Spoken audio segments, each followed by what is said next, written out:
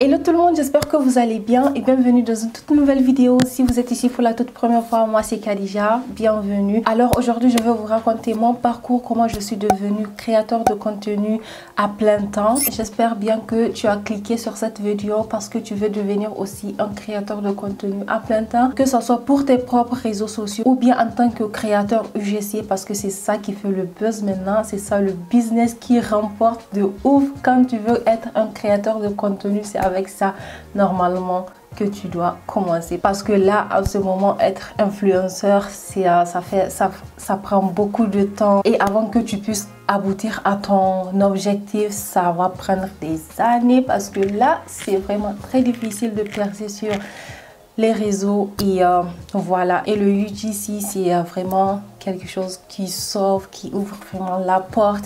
Et là aujourd'hui je vais vous raconter mon parcours. Si vous êtes intéressé, restez connectés et on débute directement. Moi dans tout ce game j'ai commencé parce que je voulais être influenceuse, voilà, recevoir des produits, travailler avec des marques, être payée par YouTube, bien que c'est Google AdSense qui a payé, avoir beaucoup d'abonnés et tout, juste vivre cette vie d'influenceuse. C'est pourquoi j'ai commencé ma chaîne YouTube. Ça fait déjà des années que je commençais et j'ai toujours pas atteint cet objectif là pour que je puisse avoir beaucoup de collaborations. Je suis pas vraiment toujours sur YouTube, je poste pas très régulièrement et tout. Je sais, si tu veux aboutir, il faut être vraiment très régulier, poster et être très actif.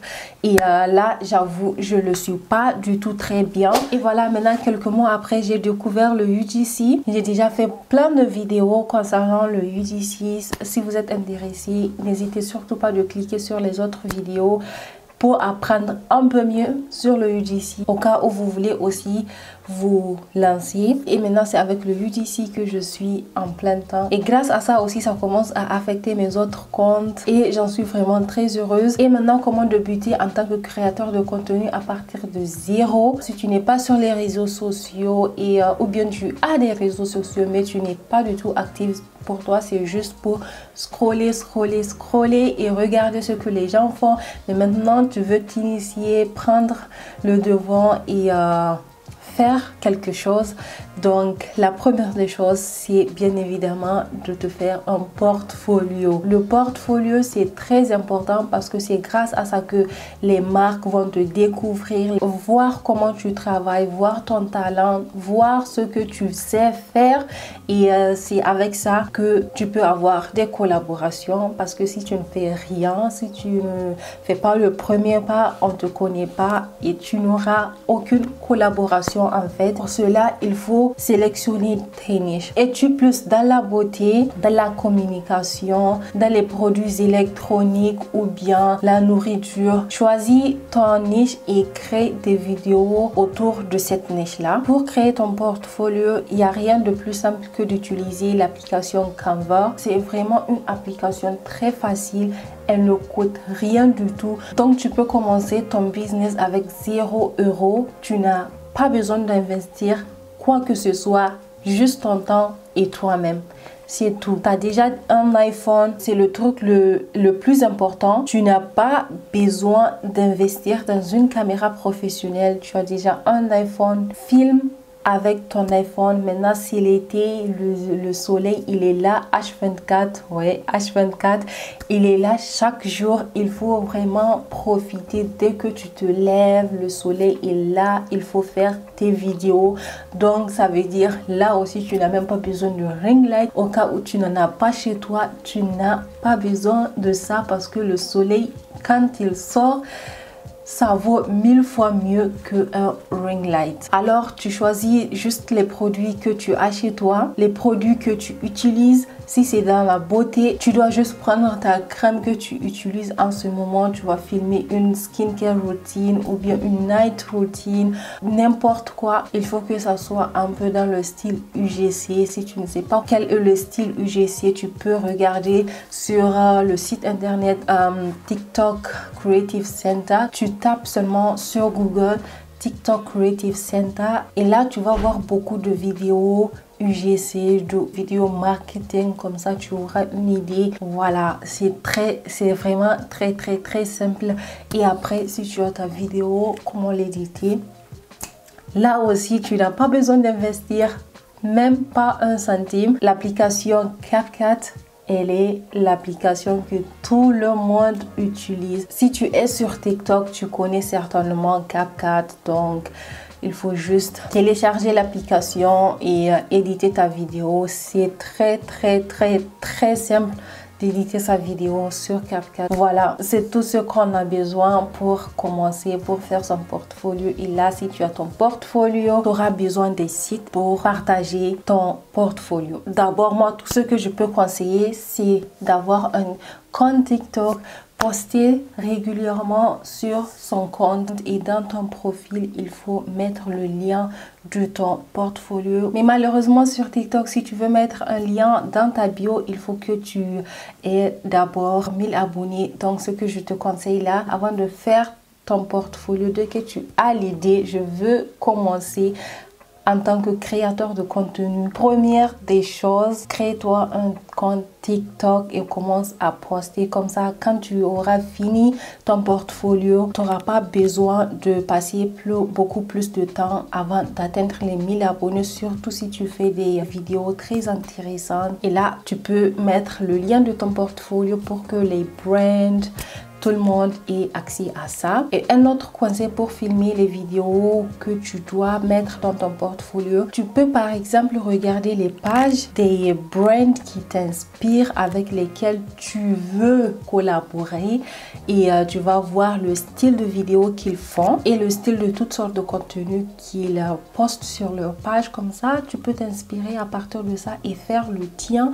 Et quand ils verront ça, ils vont dire: ah, celle-là, on a à peu près les mêmes perspectives, et ça va matcher en fait. Si on prend l'exemple de Purley, ce que j'ai remarqué sur leur page, ils créent majoritairement leur contenu à la plage. Donc il y a cet aspect de l'eau, la plage, le sable, et vraiment l'été. Donc ça, c'est vraiment un aspect très important. Le point suivant, c'est comment bien s'organiser. Si tu veux très bien t'organiser dans ton programme, dans ton planning et tout, il faut juste te tourner vers Google Sheet ou bien Notion si tu veux, bien que cette application là, elle est payante, et pour un début, on ne veut pas investir beaucoup. Il y a plein d'applications qui ne sont pas du tout payantes et qui fonctionnent très bien, et on peut bien s'organiser aussi avec ça. Pendant tout ce temps, j'ai juste parlé de TikTok. Bien évidemment que c'est pas la seule plateforme là où tu peux avoir des clients. Il y a aussi Instagram, YouTube, quand tu postes des shorts et tout, et des autres applications comme Twitter. Bien que moi, Twitter, je comprends rien là-dessus. Si tu comprends quelque chose, vas-y, lance-toi. Là aussi, on peut avoir de la clientèle. Mais moi, Twitter, pour moi, c'est mort. Je ne m'y connais pas très bien là-dessus. Il y a l'application Fiverr, il y a Upwork, il y a Malt, il y a LinkedIn. Ce sont là des applications là où tu peux créer un profil, mettre toutes tes références pour que les marques puissent te contacter, et c'est comme ça que ça fonctionne, et c'est comme ça que tu débutes, et c'est comme ça que tu peux avoir plein de collaborations. Quand ça marche bien, c'est à toi-même de choisir: celle-là je la prends, celle-là je la prends pas, celle-là je la veux, celle-là je la veux pas. Et là, c'est toi qui crées tes conditions en ce moment-là. Après, quand tu commences à devenir pro, il faut évoluer avec le temps, il faut évoluer avec les matériels, il faut évoluer avec tout quoi.